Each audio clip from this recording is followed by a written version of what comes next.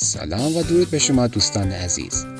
ما در جامعه‌ای زندگی می‌کنیم که مدیریت و کاهش استرس بخش ضروری از زندگی روزمره است که بر سلامت جسمی و روانی ما تأثیر می‌ذاره.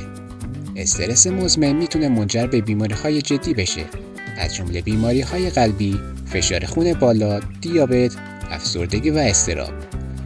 بنابراین یافتن راه‌های مؤثر برای کاهش استرس نه تنها کیفیت زندگی ما رو بهبود می‌بخشه، بلکه طول عمر ما رو نیز افزایش میده.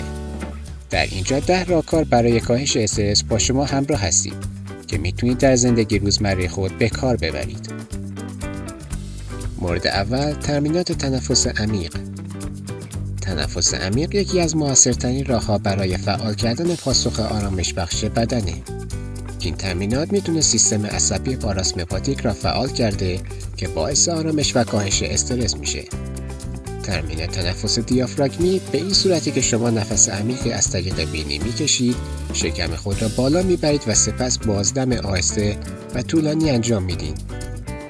تمرین تنفس 4-7-8 شامل نفس کشیدن به مدت 4 ثانیه، نگه داشتن نفس به مدت 7 ثانیه و بازدم به مدت 8 ثانیه است.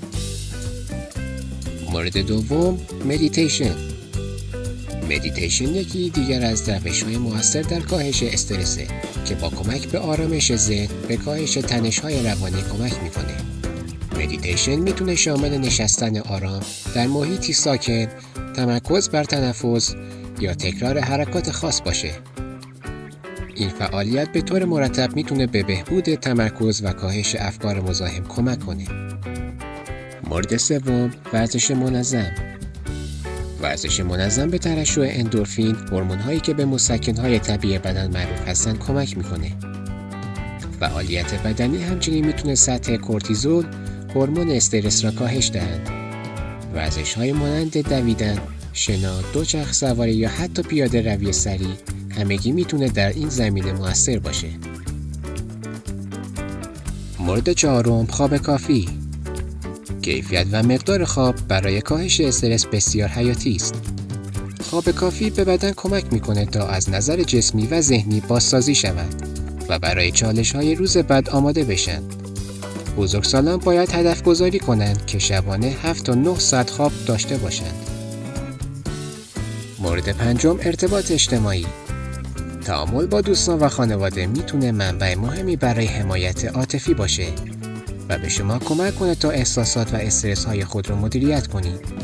این ارتباطات مثبت باعث میشه احساس تنهایی کمتر و متعلق بودن بیشتری کنید که هر دو به کاهش سطح استرس کمک میکنن. گاهی اوقات فقط دانستن این که کسی برای شنیدن حرفای شما وجود داره میتونه بسیار آرام بخش باشه. مورد ششم، مدیریت زمان. یکی از عوامل اصلی استرس احساس فشار زمانی و بیش از حد کار است. با استفاده از تکنیک‌های مدیریت زمان مانند اولویت‌بندی وظایف، تنظیم جدول زمانی معقول و تقسیم کارها به قطعات کوچکتر میتونید کنترل بیشتری بر فعالیت خود داشته باشید. همچنین یادگیری برای گفتن نه به تعهدات اضافی میتواند به جلوگیری از احساس غرق شدگی کمک کنه. مورد هفتم، حذف کافئین و الکل. مصرف بیش از حد کافئین و الکل ممکنه در کوتاه مدت تسکین دهنده به نظر بیاد، اما در بلند مدت میتونه اضطراب و استرس رو تشدید کنه. کافئین که یک محرک است میتواند باعث بیخوابی و افزایش ضربان قلب شود، در حالی که الکل ممکن است بر خلق و خو کیفیت خواب تاثیر منفی بذاره. مورد هشتم، هنردرمانی. شرکت در فعالیت‌های هنری میتونه راهی برای بیان خلاق و کاهش تنش‌ها باشه. هنردرمانی از طریق نقاشی، سفالگری، نویسندگی یا نواختن موسیقی به افراد کمک میکنه تا احساسات پنهان خود رو کاوش کرده و به شیوهی سازنده بیان کنند. این نوع فعالیت‌ها میتونن به عنوان یک فرار موقت از استرس‌های روزمره عمل کنند. مورد نهم، طبیعت‌گردی. وقت گذراندن در طبیعت مانند پیاده روی در یک پارک یا کوهپیمایی میتونه به شما کمک کنه تا از استرس دور شوید. تماس با طبیعت نه تنها میتونه احساس آرامش و تجدید قوا را ایجاد کنه، بلکه هوای تازه و نور طبیعی نیز برای سلامتی عمومی مفیده. مورد دهم، مراقبه آگاهانه یا مایندفولنس. مایندفولنس به شما کمک میکنه تا در لحظه حال زندگی کنید و از افکاری که ممکنه باعث اضطراب شوند دوری کنید.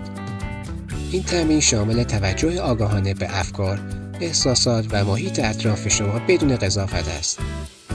این میتونه به شما کاهش پریشانی‌های ذهنی کمک کنه و به شما امکان میده با چالش‌های زندگی با آرامش بیشتری روبرو بشین.